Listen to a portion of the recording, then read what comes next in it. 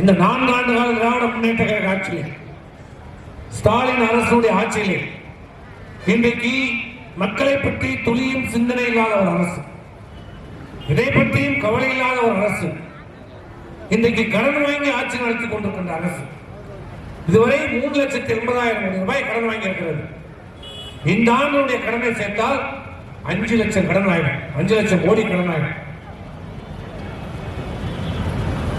இப்படிப்பட்ட அரசு எல்லாம் வாங்கினீங்க, கடன் வாங்கணும், எல்லா ஆட்சியிலும் கடன் வாங்குவோம்.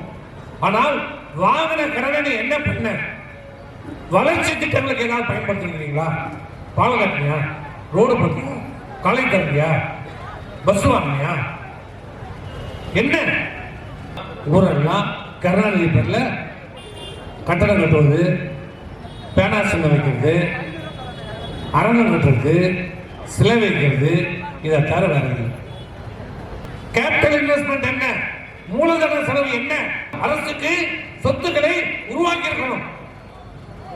எங்களுடைய அம்மாவுடைய அரசுல, எடப்பாடியார் அரசுல 68 கலைக்கல்லூரிகளை திறந்த அரசு எடப்பாடியார் அரசு.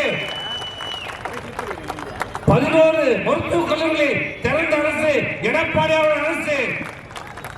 6 புதிய சட்டக் கல்லூரிகளை திறந்த அரசு எடப்பாடியார் அரசு.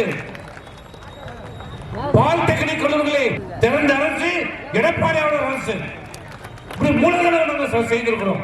நீ சொல்லு, ஒரு மெடிக்கல் காலேஜ், ஒரு இன்ஜினியரிங் காலேஜ், வருஷத்துக்கு நான் இந்த ஆர்ட்ஸ் காலேஜ் பண்ணேன். இப்ப பேச்சே ஆண்டுக்கு 1000 பஸ் வாங்குவோம். ஒரு வருஷம் இல்லை, பாரு பஸ் எல்லாம் பாரு. இப்ப சொல்லிக்கிறேன், இந்த வருஷம் 3000 பஸ் வாங்கலாம். இது சொன்ன பஸ் எல்லாம் கணக்கெடுத்த 20,000-25,000 பஸ் வருது.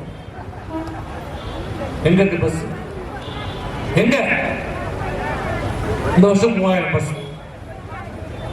என்ன மூலதன செலவு?